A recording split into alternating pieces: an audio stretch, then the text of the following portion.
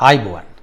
I am CHAPA, a Sri Lankan, a journalist, a political activist too. Today is 17th of September 2021, Friday. Michelle Bachelet, High Commissioner for United Nations Human Rights. We as people of Sri Lanka would like to pay attention to verbal comments made by you at 48th session of the Commission in Geneva, and also the comments you had made during your tenure as the Commissioner from the first day regarding our country, Sri Lanka, our motherland. We have a crystal clear view of the attitude taken by the UNHRC from the Sri Lankan state defeated the brutal terrorism of LTTE in the year 2009. It may be pertinent to point out here that UNHRC's involvement has been very ambiguous and grey. Sri Lankans getting confused to the extent whether you are working towards strengthening democracy or inspiring terrorism. We are well aware of the history of UN and UNHRC and what the UN has been engaged in all over the world. Hence, we have no doubt how the geopolitical context influenced the end of war in Sri Lanka in 2009.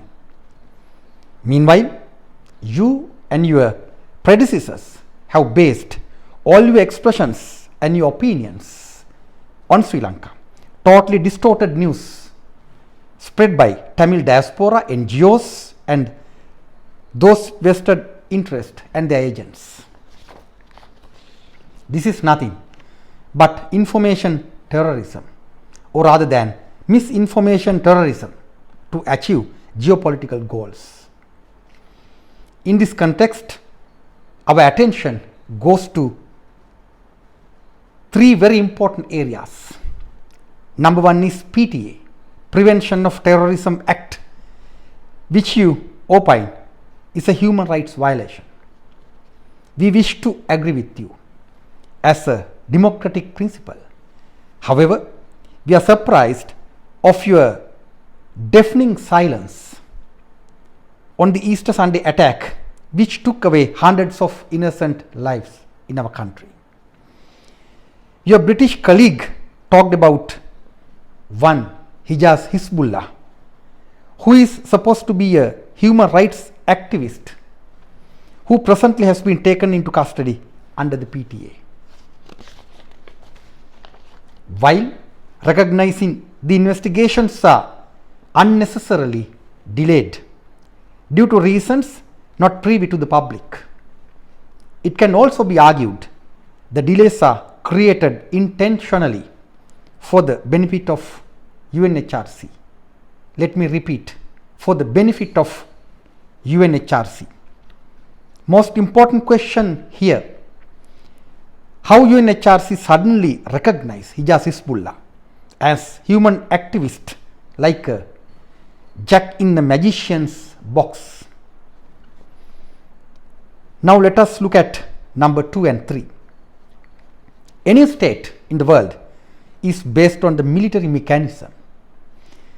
Like in any other country, Sri Lanka also as a sovereign country, state, uses the military to secure the lives and lifestyles of the subjects.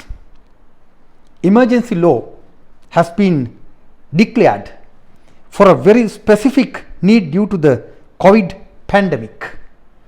This seems to be your worry. But our worry is the geopolitical military mechanism of the China One Belt One Road and Indo-Pacific operation on a future date could use Sri Lankan state military mechanism to achieve their own goals in Sri Lanka, in our motherland. Mrs. Michelle Bachelet, are you aware Sri Lanka is being pressurized to sign SOFA for MCC, while AXA has already been signed between Sri Lanka and USA. This process, which is a military invasion, is a naked violation of human rights of the people of Sri Lanka. You are worried of the so-called democracy. We, the people of Sri Lanka, are worried of losing our motherland. Finally, let me suggest that UNHRC is also a major part of the present global political crisis, and at least even now try to understand this historical reality and genuinely participate in rebuilding the world for better tomorrow.